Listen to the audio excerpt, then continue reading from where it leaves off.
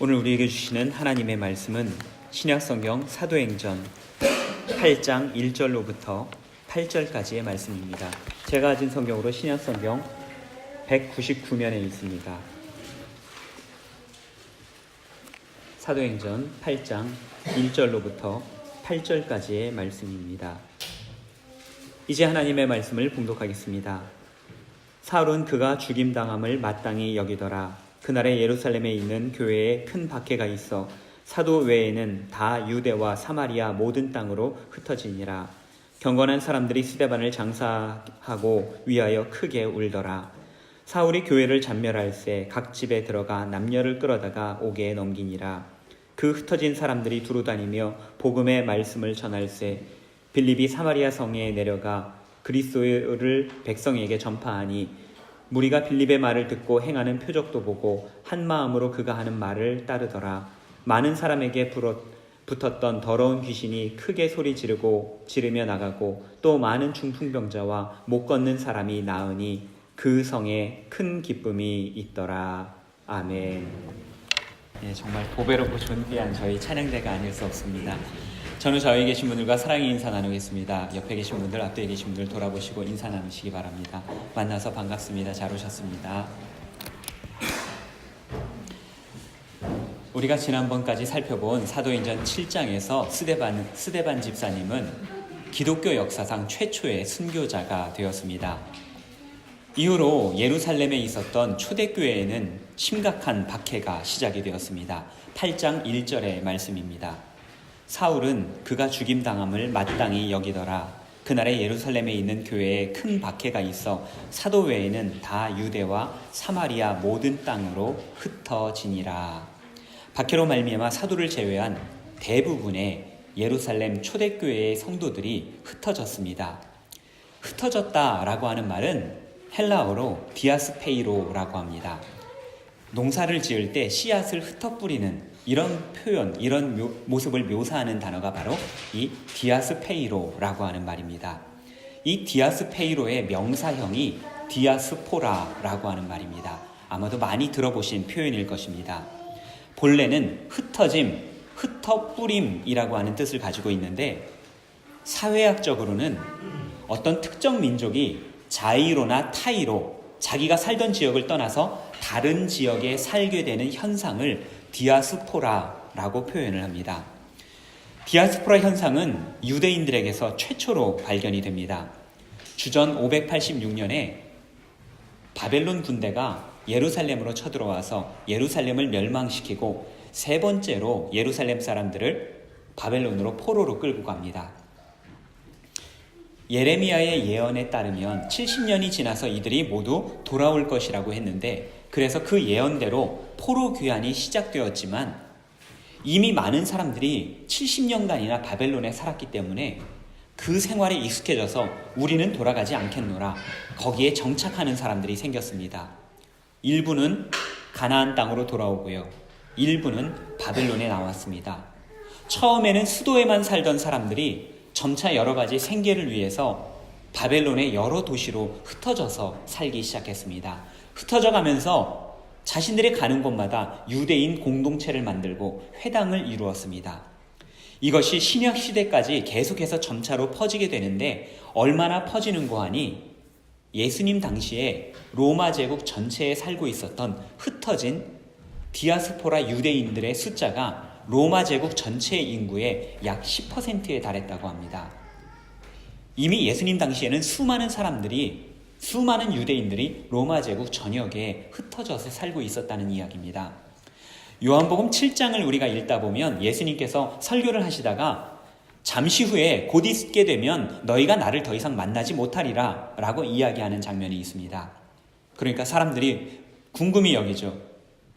왜 예수님은 우리를 더 이상 만나지 못한다고 이야기하시는 것일까? 어디로 떠나시는 걸까? 라고 하면서 그들이 스스로 궁금해 여기는 장면이 나오는데 그들이 반응하는 것이 요한복음 7장 35절에 나옵니다. 그 말씀이 다음과 같습니다. 이에 유대인들이 서로 묻되 이 사람이 어디로 가기에 우리가 그를 만나지 못하리요? 헬라인 중에 흩어져 사는 자들에게 가서 헬라인을 가르칠 터인가? 우리 못 만난다고 하니까 이제 이 사람이 우리한테 이제는 그만 가르쳐주고 헬라에 흩어져 사는 사람들에게 가서 복음을 전하려나 보다 라고 사람들이 생각했다는 것입니다. 예수님 당시에 벌써 사람들은 흩어져 살고 있는 유대인들에 대해서 너무나도 잘 알고 있었다라고 하는 그런 이야기였죠. 이후로 디아스포라라고 하는 말은 성경에 2번이 더 등장합니다. 야고보서 1장 1절 말씀을 보게 되면 야고보서의 기록에 그 첫 인사말에 다음과 같이 되어 있습니다. 하나님과 주 예수 그리스도의 종 야고보는 흩어져 있는 12지파에게 문안하노라 라고 되어 있습니다. 흩어져 있는 12지파에게 문안한다. 언뜻 들으면요, 이 말이 흩어져 있는 이스라엘 백성들에게 문안하는구나, 12지파가 이스라엘 아니겠습니까?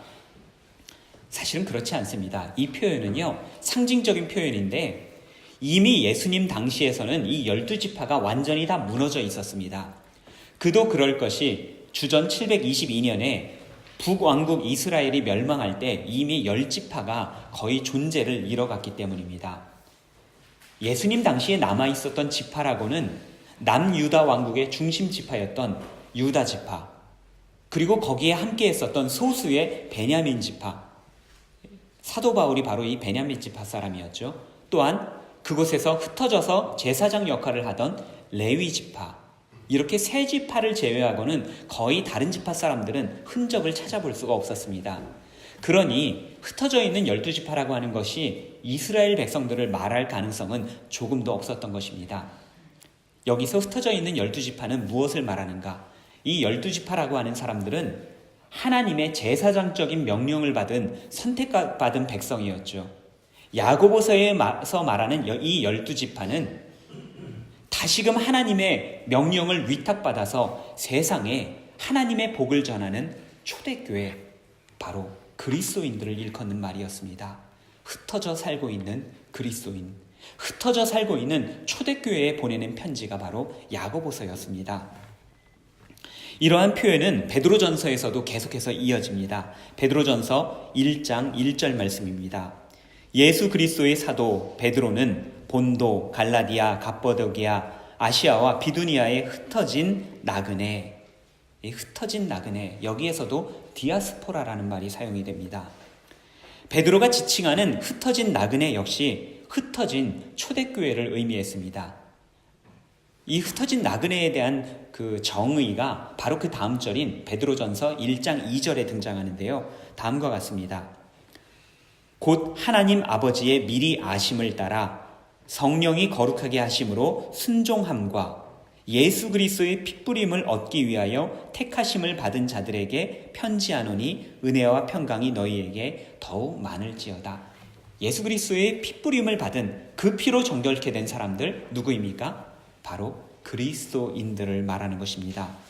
본래 신약 성경의 디아스포라는 고대 바벨론 지역에 흩어져 사는 유대인들을 가리키는 말이었지만 신약 성경의 후반부로 돌아서면서 이 이야기, 이 의미는 점차 변해서 더 이상 유대인들, 이스라엘 사람들이 아닌 하나님을, 예수님을 믿는 사람들, 그리스도인이라고 하는 의미로 바뀌어졌다라는 것입니다. 그리고 이러한 변화의 중심에 바로 오늘 본문이 자리 잡고 있습니다. 다시 본문으로 돌아와서 1절 말씀을 보겠습니다. 1절 말씀에서 초대교회 사람들이 흩어졌는데 그 흩어진 이유가 무엇이었습니까? 예루살렘 교회에 큰 박해가 있었기 때문입니다. 여기서 크다라고 하는 말은 헬라어로 메가스라고 합니다. 이 메가스라는 말이 영어에서도 그대로 사용이 되게 되죠. 킬로의 1000배, 다시 말해서 100만 배를 일컫는 말이 바로 메가라는 것입니다.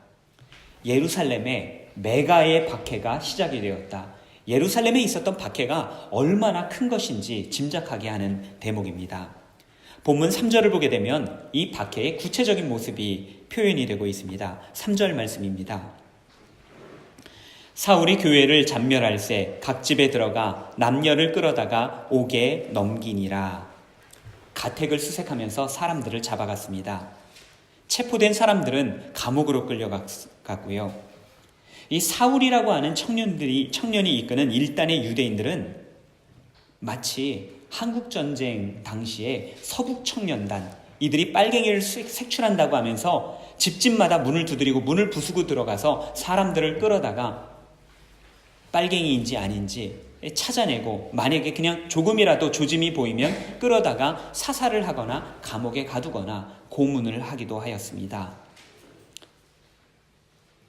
사울의 작업은 바로 그러한 것이었죠. 닥치고 그 집에 들어가서 사람들을 끌어다가 감옥에 가두었습니다. 이 본문에 잔멸하다라고 하는 표현이 등장하는데, 이는 공동번역 성경에서는 쓸어버리다 라고 되어 있고요, 영문 NIV 성경에서는 파괴하다라고 번역이 되었습니다. 헬라어로는 이 단어가 리마이노마이라고 하는데요, 이게 굉장히 회화적인 표현입니다. 밭에 들어가서 밭에서 마구 뛰놀면서 그 밭을 완전히 망쳐버리는 것, 이것을 바로 리마이노마이라고 합니다. 예루살렘에 임했었던 큰 박해로 인해서 예루살렘 초대교회가 완전히 쑥대밭이 되었다라고 하는 그러한 표현입니다. 사실 우리가 지금 제가 자세하게 설명을 하려고 노력을 하는데, 이렇게 설명을 해도 예루살렘 교회에 당했던 박해가 얼마나 큰 것인가 사실 잘 감이 오지 않으시죠. 왜 그럴까요? 우리는 이러한 고난을 사실 직접적으로 경험해 보지 못했기 때문입니다. 그러니 그들이 얼마나 큰 어려움을 당했는지 상상하기가 어려운 것이죠. 한번 이런 상상을 해보시기 바랍니다. 스위스 정부에서 갑자기 스위스에 살고 있는 한인들을 모조리 체포하거나 도망치면 사살하라. 이제 어떻게 해야 됩니까? 빨리 집에 가서 사람들에게 짐을 챙겨서 어디론가 떠나야 되겠죠. 아유, 목사님 무슨 그런 말도 안 되는 상상을 해보라고 하십니까? 그런데요, 바로 초대교회 사람들이 당한 일이 이와 같이 말도 안 되는 일이었다는 것입니다. 아니, 초대교회 사람들이라고 그들이 당하는 고난과 박해를 너무나도 당연하게 생각했겠습니까? 아, 우린 초대교회야, 우린 박해당하는 것이 당연해, 웃으면서 그들이 새로운 길로 떠났겠습니까? 그렇지 않았습니다. 그들 역시도 예수님을 믿으면서 평안한 삶을 꿈꿨고요, 자기들이 속해 있는 그 공동체 안에서 아름답게 교제하면서 살고 싶었습니다. 그들에게 가해진 박해는 청천벽력과도 같은 것이었고, 그들이 전혀 상상하거나 기대하지 않았었던 말도 안 되는 일이었습니다. 누군가 공권력을 동원해서 내 집 문을 부수고 들어왔습니다. 그리고 우리 가족을 끌고 갑니다. 어떻게 하시겠습니까? 당장에 어린 자녀들이라도 먼저 창문으로 도망치게 하겠죠. 혹시라도 여러분들이 창밖으로 도망가게 되면 가까운 사람들을 찾아갈 것입니다. 빨리 도망쳐야 돼. 이곳을 떠나야 돼. 주섬주섬 당장에 필요한 것이 무엇일지 정신없는 와중에 무언가를 챙겨가지고 집을 나서게 되겠죠. 어디로 가야 할지, 무엇을 해야 할지 모르는 여정이 시작되는 것입니다. 조금이나마 이 초대교회 사람들이 직면했었던 어려움이 무엇이었는지 공감을 하실 수 있었으면 좋겠습니다. 사랑하는 형제 스데반이 죽임을 당했습니다. 돌에 맞아서 처참하게 죽임을 당하였습니다. 스데반에 대한 애도조차도 아직 끝나기 전이었는데 사람들은 이제 도망가야 하는 일에 너무나도 놀라고 당황해 있는 상황이었습니다. 사도들을 제외한 대부분의 초대교회 성도들이 뿔뿔이 흩어졌습니다. 흩어진 사람들은 유대 지역으로 도망을 쳤고요, 유대 지역보다 더 북쪽에 있었던 사마리아 지역으로 도망을 쳤습니다. 사실 유대 지역으로 도망쳤다라고 하는 것은 어느 정도 이해가 되는 말이죠. 예루살렘을 둘러싸고 있는 지역이 모두가 유대 지역이었기 때문에 예루살렘을 뛰쳐나오게 되면 다 유대로 가게 되어 있습니다. 그런데 사마리아는 어떻습니까? 사마리아에는 이스라엘의 후손들, 혼혈족들이 살고 있었습니다. 그 가운데는 많은 우상 숭배가 있었기 때문에 이 사마리아라고 하는 지역은 이방인들 지역보다 오히려 더 유대인들이 극도로 꺼리고 혐오하는 지역이었습니다. 그런데 도망친 유대인들이 사마리아 지역으로 도망쳤습니다. 왜 그랬겠습니까? 여기에는 더 이상 이 유대인들이 쫓아오지 않겠지, 여기로 가면 살겠지라는 생각 때문 아니었겠습니까? 그렇게 그들은 다급한 마음에 사람들이 가지 않는 곳, 꺼려하던 곳, 혐오하는 지역으로 생명을 구하기 위해 도망쳤던 것입니다. 그런데요, 여기에 놀라운 반전이 시작이 됩니다. 4절 말씀입니다. 그 흩어진 사람들이 두루 다니며 복음의 말씀을 전할세. 교인들이 떠났던 것은, 흩어졌던 것은 박해 때문이었습니다. 그러나 그들은 도망가기에만 급급했던 것이 아니었습니다. 이들은 가는 곳마다 복음을 전하였습니다. 생명을 구원하였습니다. 아니, 그 급박한 상황에서 이들은 어떻게 복음 전하는 활동을 할 수 있었을까? 그런데 이것은요, 이들이 어쩌다 보니 흩어지게 되었고 어쩌다 보니 복음을 전하게 되었다라고 하는 것이 결코 아니었습니다. 사도행전 11장 19절 말씀을 보게 되면 오늘 본문과 거의 일치되는, 이어지는 말씀이 등장합니다. 사도행전 11장 19절 말씀입니다.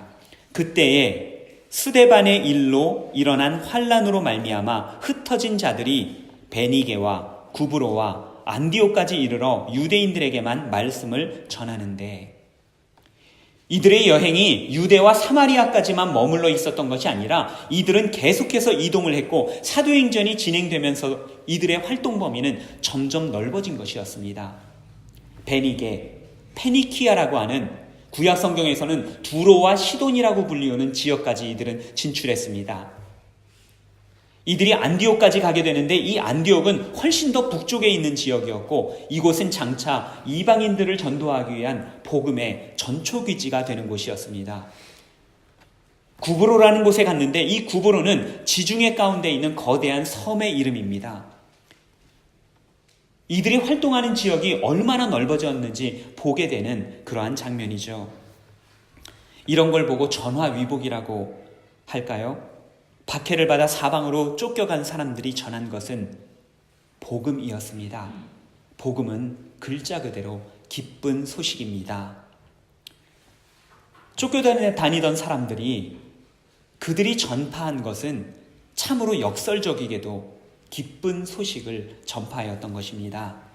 그 결과가 무엇입니까? 8절 말씀입니다. 그 성에 큰 기쁨이 있더라.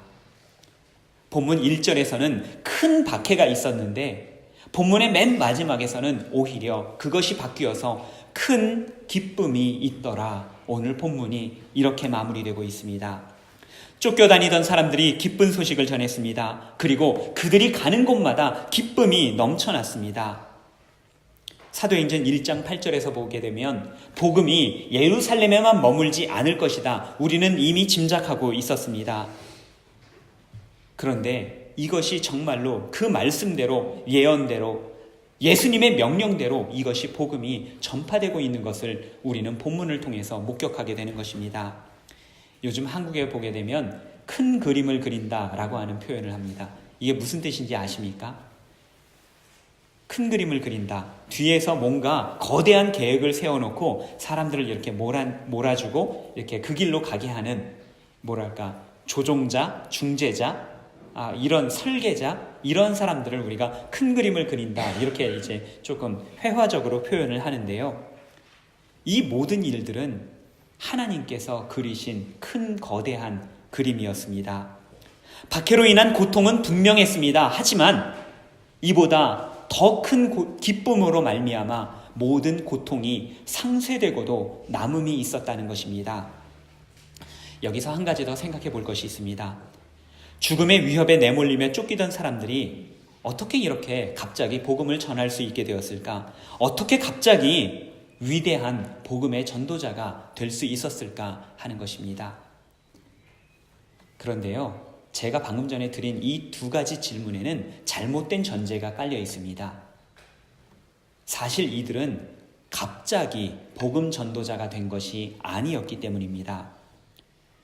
그들은 예루살렘에 있을 때에도 언제나 동일하게 복음을 전하는 사람들이었습니다. 예루살렘에 있을 때에는 예루살렘에 있는 사도들의 눈부신 활약 때문에 이들의 활동이 다만 사람들의 눈에 가리워져 있었을 뿐이지 이들은 언제 어디서나 복음을 전하는 사람들이었습니다. 그들은 늘 복음을 전해왔고 그 전하던 복음이 장소를 옮겨서도 여전히 전해졌던 것입니다. 집에서 새는 바가지 밖에서도 샌다라는 말처럼 그들은 버릇처럼 복음을 전했었던 것입니다.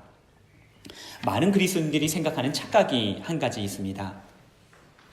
기회가 생기면 꼭 복음이 필요한 사람들이 나에게 나타나면 나도 복음을 전할 수 있다. 그들에게 복음을 증거할 것이다. 라고 하는 착각입니다.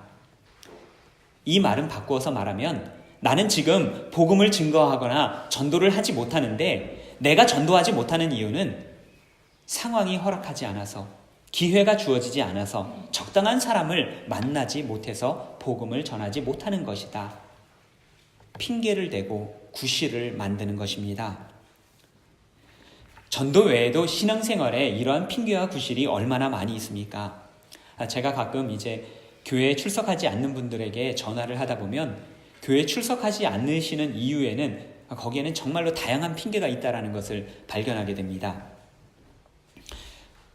교회를 가도 사람들이 말 걸어오지도 않고 또 내가 교회 안 온다고 해서도 연락해 주는 사람도 없고 그런데 교회에 오고 싶은 마음이 안 생긴다는 것입니다. 또 다른 사람들에게 전화를 해보면 교회에 가면 나하고 친한 사람도 아닌데 왜 자꾸 말을 걸어오고 왜 자꾸 교회 안 오냐고 카톡도 보내고 연락도 하는데 그게 귀찮아서 교회를 못 오겠다 하는 사람도 있습니다. 어떤 사람은요, 우리 교회는 왜 이렇게 예배가 기냐고 그래서 예배가 길어서 못 오겠다고 하고 어떤 사람들은 목사님 말씀 좀 더 길게 전해주세요. 그런 사람 누군지 찾으려고 하지 마십시오. 그런 사람들이 분명히 계십니다. 목사님 말씀 좀 더 길게 전해주십시오 라고 하면서 설교가 짧다라고 하는 사람들도 있고요. 모임을 갔는데 우리 교회는 왜 이렇게 남자만 득실되냐 하는 사람들도 있고 우리 교회는 왜 이렇게 연령대가 이렇게 저기에 가니까 다른 팀에 가니까 연령대가 젊은 사람들이 있는데 우리 교회는 왜 이러냐. 사실 잘 몰라서 그러신 거죠. 저희 교회 평균 연령이 얼마나 젊은데요. 오늘 말씀은요, 우리에게 여러 가지 핑계가 있을 수 있지만 그 어느 것도 하나님 앞에서 핑계할 수 없다라는 것을 보여주는 말씀입니다. 그리스도인에게는 복음과 생명 전하는 것, 공동체를 살리는 것은 일상이지 특별한 조건에 따라 이루어지는 조건 반사가 아니라는 것입니다. 우리가 참된 그리스도인이라면 우리는 언제 어디서나 복음을 전해야 되고 공동체를 세워가야만 합니다. 그렇게 할 때에 우리는 가보나 떠나 있으나 하나님께 영광을 돌리고 하나님의 뜻을 이 땅에 전하는 하나님의 백성들, 하나님의 자녀들로서 활동을 하는 것입니다. 오늘 말씀은 우리 한인 그리스도인들에게 보다 특별한 말씀이 된다고 생각이 듭니다. 한인 디아스포라라는 말을 들어보셨을 것입니다. 한국 사람들이요, 전 세계 인구 대비로 했을 때는 1%가 채 안 되는 사람들입니다. 그러나 통계적으로 살펴보면 전 세계에 가장 많은 나라에 흩어져 살고 있는 사람들이 바로 한국 사람들입니다. 재외동포재단에 따르면 현재 해외에서 살고 있는 한인들의 숫자가 743만 명에 이른다고 합니다. 물론 숫자만 비교해 보자면 중국 화교와 비교할 수가 없습니다. 중국 화교의 숫자는 5천만 명에 이른다고 합니다. 인구가 워낙 많기 때문에 그런데요. 사실 인구 대비로 우리가 살펴보게 되면 중국 사람들 화교가 그렇게 많다고 하지만 인구 대비로 보면 우리 한인들 디아스포라의 숫자가 중국 사람들에 비해서 무려 2배가 더 넘는다는 것을 알 수가 있습니다. 디아스포라의 원조인 유대인들은 어떻습니까? 유대인들도 전 세계에 많이 퍼져 살고 있다고 소문이 나 있죠. 유대인들은 약 700만 명의 디아스포라가 있는데 이들이 흩어져 살고 있는 국가의 숫자가 100여 개 국가라고 합니다. 중국인들 화교 5천만 명이 흩어져서 살고 있는데 이들이 살고 있는 나라의 숫자가 130여 개 국가라고 합니다. 그러면 한국 사람들은 어떻습니까? 한국 사람들이 흩어져 살고 있는 나라의 숫자는 무려 175개국에 흩어져 살고 있습니다. 한국 사람들이 진출하지 않은 곳이, 아는 나라가 거의 없다라는 것입니다. 몇 해 전에 저희 한국의 베스트셀러 내려놓음의 저자인 이용규 선교사님이 저희 교회에 와서 말씀을 전해주신 일이 있었죠. 그때 이런 이야기를 들려줬는데요. 남미에 가게 되면 남미에 어느 고원이 있는데 거기에 해마다 그쪽에 사는 원주민, 부족, 두 부족이 그 고원에서 만나서 해마다 결투를 벌인다고 합니다. 때로는 뭐 정치적인 이유 때문에 대결, 말로만 끝나는 경우도 있지만 항상 갈등을 벌이는 그 고원에 참 특이하게도 매점이 하나 있는데 그 매점을 운영하는 사람이 한국 사람이라는 것입니다. 다른 말로 한국 사람이 진출하지 않은 곳이 세계 어느 곳에도 없다라는 그러한 이야기인 것이죠. 그런데 여기에 또 다른 놀라운 통계가 한 가지 더 있습니다. 지난해까지 한국에서 파송한 세계 선지자, 기독교 선지자의 선교사의 숫자가 27,000명에 이른다고 하는데요. 이분들이 지금 활동하고 있는 나라, 과연 몇 개국에서 이들이 활동하고 있겠습니까? 175개국에서 활동하고 있다고 합니다. 한국 사람들이 퍼져서 흩어져서 살고 있는 나라의 숫자와 선교사님들이 활동하고 있는 숫자가 거의 일치한다는 것입니다. 두 가지를 생각해 볼 수 있습니다. 첫째로 복음 전파를 위해서 한국의 많은 선교사님들이, 한국의 많은 그리스도인들이 세계로 흩어져 나갔다라고 하는 것이죠. 두 번째로 한국 사람들이 이미 많은 나라에 진출했기 때문에 그분들을 통해서 한국의 선교사님들이 많은 곳에, 보다 많은 곳에 복음을 전할 기회를 얻게 되었다라고 하는 것이죠. 어느 것이 되었건 하나님께서는 뒤늦게 세계 이민 역사에 동참한 이 한국 사람들을 전 세계에 흩으셨고 보다 많은 이 통로들을 통해서 하나님의 복음의 역사가, 위대한 복음의 역사가 이루어지게 하였다는 것입니다. 한국은 현재 세계에서 두 번째로 많은 선교사를 파송하는 나라죠. 1위는 누구나 할 것 없이 이제 미국이 단연 압도적으로 1위고요. 2위는 한국이 차지하고 있습니다. 4월 중순에 제가 한국의 선교 전략회의 때문에 잠시 한국을 다녀온 것을 알고 계실 것입니다. 이때 제가 어느 한 교회로부터 초청을 받아서 아침 7시에 아침 식사를 하러 강남의 어느 호텔로 찾아갔습니다. 너무 멀어서요. 제가 아침 5시에 일어나가지고 새벽 예배도 못 가고 오히려 밥 먹으러 갔었던 일이 있었습니다. 그런데 몇 분의 목사님과 장로님이 참가하셨는데 대부분 제가 알고 있는 분이셨는데 한 분은 처음 뵙는 분이 오셨습니다.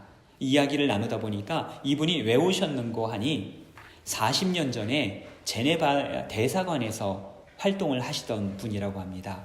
바로 제네바 한인교회를 개척할 때에 그 개척 멤버가 되셨던 한 분이셨다고 이야기를 하셨습니다.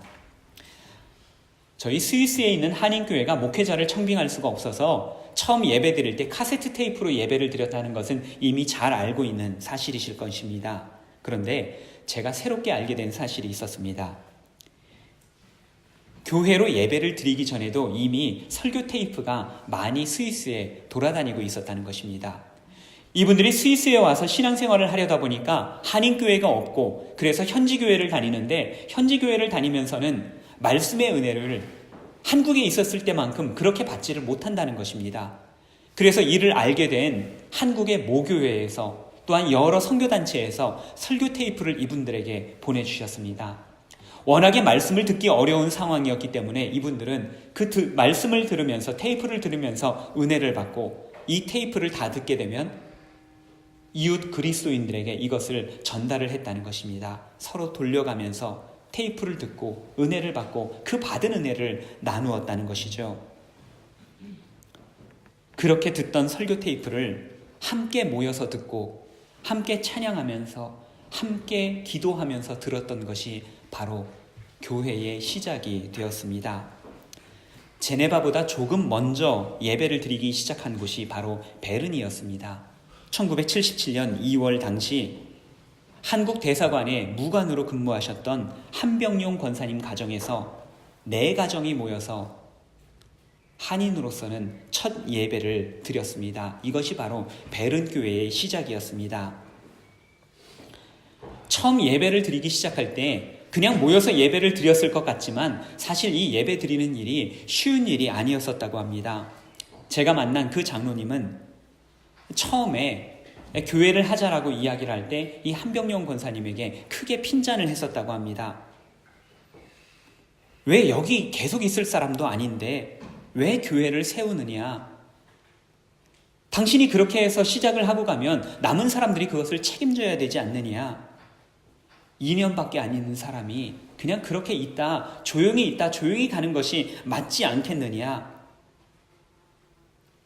어떤 사람들은 그것을 좋아하는 사람들도 있겠지만 그것을 싫어하는 사람들도 있지 않겠느냐? 이렇게 핀잔을 했었다고 합니다. 그런데요, 그분의 표현에 따르면 그러다가 교회가 세워지니까 함께 예배드리고 함께 찬양하고 함께 말씀을 들으니까 얼마나 좋았던지 따라서 교회를 세웠다라고 하는 것이었습니다. 교회를 세우는 것, 공동체를 만드는 것, 함께 믿는 사람들이 모여서 교제하는 것이 얼마나 소중한지 경험을 하였기 때문입니다. 불과 2년 남짓의 임기를 가지고 스위스에 찾아오셨던 분들의 열정으로 말미암아 스위스의 한인교회가 시작이 되었습니다. 흩어진 사람들, 나그네로 잠시 있다 떠나는 사람이라고 해서 아무 일도 할 수 없는 것이 아닙니다. 오히려 교회의 역사는 그런 사람들을 통하여 새롭게 쓰여져 나갔던 것입니다. 제가 스위스에 처음 부임했을 때 쭈리 한소망교회 한 집사님께서 저에게 이런 고백을 하셨습니다. 목사님, 저희 교회에는요, 잠시 있다가 가신 분들이 끼치고 간 은혜가 참으로 많았습니다. 그분들에게 우리가 배운 것도 참 많이 있고요. 그분들의 은혜로, 섬김으로 저희 교회가 이때까지 잘 유지가 되었습니다. 이렇게 고백하시는 말씀을 들을 수가 있었습니다. 정말로 중요한 것은 우리가 이곳에 얼마나 있느냐, 이러한 것이 아닙니다. 정말 중요한 것은 우리가 누구인가, 우리가 무엇을 하고 있는가 하는 것이 정말로 중요한 것입니다. 우리가 참된 그리스도인이라면 우리가 이곳에 비록 짧은 시간 있을지언정 하나님께서는 우리를 통하여 놀라운 일들, 새로운 일들을 행하실 것이기 때문입니다. 교회가 세워질 것입니다. 새로운 생명들이 우리를 통해서 일어날 것입니다. 하나님께서는 지금도 이 하나님의 놀라운 역사를 위해서 저와 여러분들을 끊임없이 부르고 계시며 하나님의 위대한 사역에 동참하기를 원하고 계신다는 것입니다.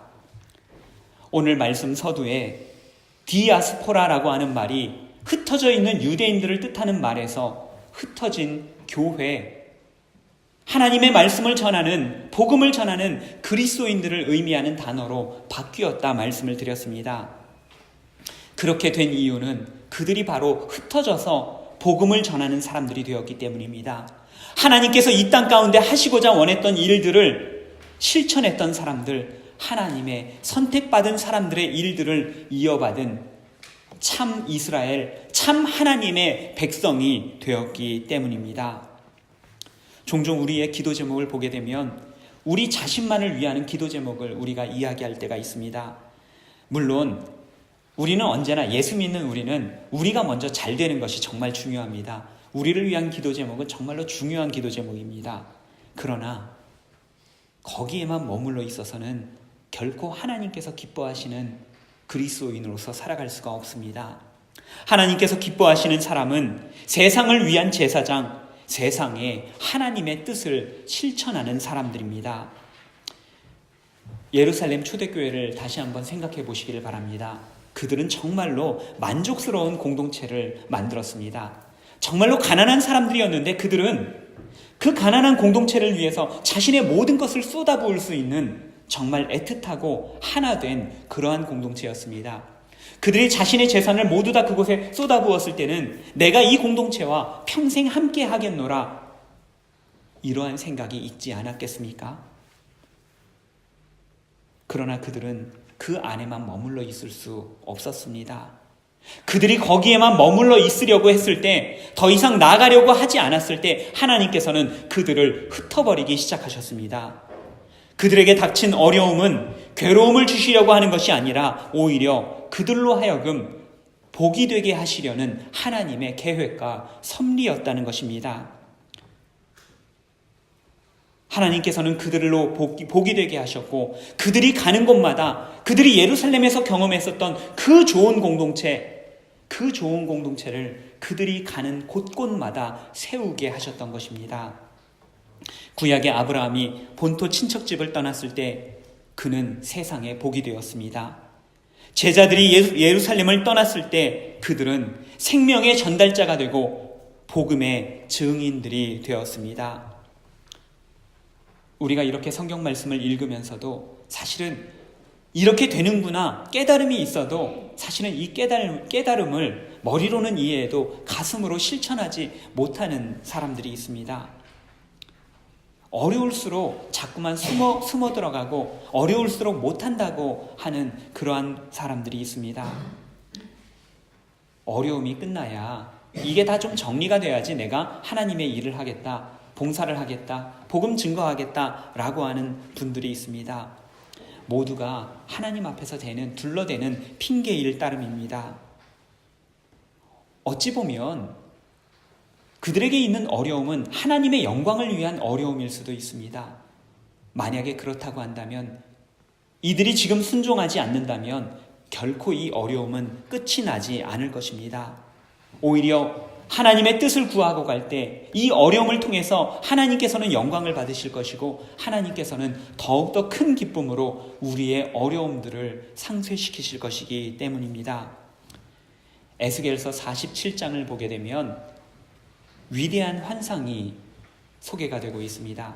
에스겔이 눈을 들어서 하나님의 성전을 바라보는데 성전에서부터 물이 흘러내립니다. 이 물이 흘러내리는데 그냥 보통의 물인 줄 알았더니 이 물이 닿는 곳마다 그곳에 새로운 생명이 일어나는 것입니다. 물이 닿는 곳마다 풀이 돋아나고 꽃이 피며 그곳에 생명이 일어나는 역사가 생겨났습니다. 하나님의 성소로부터 흘러내려오는 이 물은 바로 지금 이 자리에 있는 저와 여러분입니다. 하나님께서는 저와 여러분이 성소에서 흐르는 물이 되어서 세상에 생명을 전하고 세상을 새롭게 소성케 하는 그러한 사람들이 되기를 원하신다는 것입니다. 지난 주간에 우리는 놀라운 소식들을 접하게 되었죠. 무려 11년 만에 남북 정상이 함께 만났습니다. 깜짝 놀랄 여러 가지 새로운 퍼포먼스도 보여주고요. 남북을 절대로 못 넘어갈 것 같았다라고 생각했던 그 경계를 왔다 갔다 넘어오면서 대화를 나누었습니다. 완전한 비핵화, 종전선언과 평화를 약속하였습니다. 물론 여러분들 저마다 각자 이것에 대해서 반응하고 받아들이는 방법은 다를 것이라 생각합니다. 하지만 분명한 것은 대화라고 하는 것은 명백한 진전이었습니다.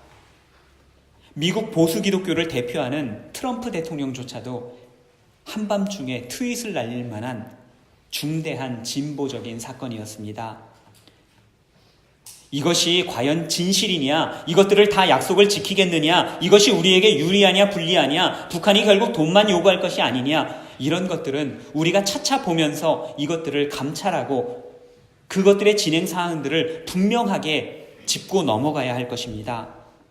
그러나 여기에서 더욱더 중요한 것은 이 모든 역사의 흐름 뒤에는 반드시 하나님께서 계시고 하나님께서 섭리하고 계시다는 것입니다. 하나님께서 다스리고 계십니다. 그렇다고 한다면 우리가 여기에서 해야 될 것은 이것이 옳으냐 그르냐 이것을 우리가 따지는 것보다는 이 모든 것들을 하나님께 올려드리고 하나님의 도우심을 겸손하게 구하는 것입니다. 하나님, 이 일들을 통하여 우리 가운데 역사하여 주시옵소서. 하나님께서 한민족을 택하고 행하셨던 그 놀라운 일들, 이제 이 일들을 통하여 더욱더 놀라운 일들 행하여 주시옵소서.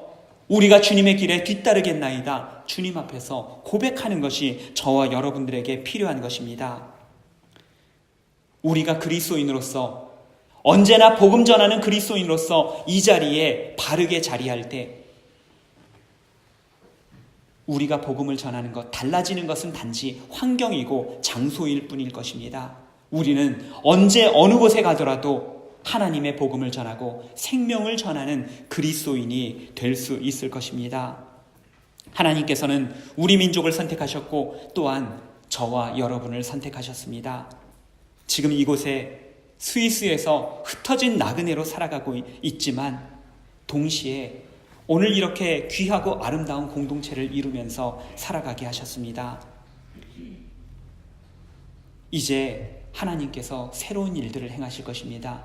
아니, 언제나 하나님께서는 새로운 일들을 우리 가운데 행하여 오셨습니다. 하나님께서 행하실 일들을 기대하면서 이제 앞으로 우리는 더 많은 것들을 보게 될 것이고 더 멀리 항해하게 될 것입니다. 그때마다 복음 전하고 가는 곳마다 기쁨이 넘치게 하는 저와 여러분이 되시기를 간절히 바랍니다. 초대교회 사람들은 처음에는 그들이 흩어지게 된 이유를 깨달지 못했습니다. 박해를 받고 고난당한 이유를 이해하지 못했습니다. 그러나 사도행전의 기록자인 누가는 알고 있었습니다. 환난과 시련마저도 복음의 방해가 되지 못한다는 것을, 그리고 오히려 하나님께서는 그것을 통하여 복음의 큰 역사를 일으키고 계시다라는 것을 누가는 알고 있었고 오늘 우리에게 전해주고 있습니다. 스데반의 죽음이 슬픔이었지만 우리 하나님께서는 우리의 슬픔을 벗기셨습니다. 우리의 고통을 없애버리셨습니다. 그리고는 우리에게 오히려 기쁨이 넘치게 하셨습니다. 지금 이 자리에 계시는 사랑하는 교우 여러분, 우리에게 흩어진 슬픔이 있습니까? 분단의 아픔이 있습니까? 하나님께서는 이 모든 아픔으로 하나님의 위대한 역사를 만들어 가시기를 원하십니다. 지금 이 자리에 생명을 낳는 그리스도인으로서 바르게 자리하십시다. 그때에 하나님께서는 우리를 하나님의 위대한 역사에 동참하게 되는 그리스도인으로서 삼으실 것입니다. 우리를 통하여 생명을 일으키실 줄로 믿습니다. 기도하겠습니다. 흩어진 사람들로 위대한 복음의 역사, 생명의 역사를 쓰게 하신 하나님, 이 시대를 위한 저희 민족을 택하시고 온 세상에 복음을 전하는 사람들이 되게 하심 감사드립니다. 저희들이 머물다 간 자리 그 어디서나 복음의 향기가 날리고 생명의 힘이 넘쳐나는 저희의 삶이 되게 하여 주시옵소서. 지금 흩어져 사는 바로 이곳에서 하나님의 말씀에 합당한 사람들 되게 하여 주시옵고 다가오는 새로운 시대를 위하여 깨어 기도하며 주님 부르시는 곳 어디에서나 복음의 능력 발휘하는 저희가 되게 하여 주시옵소서. 예수님 이름으로 간절히 기도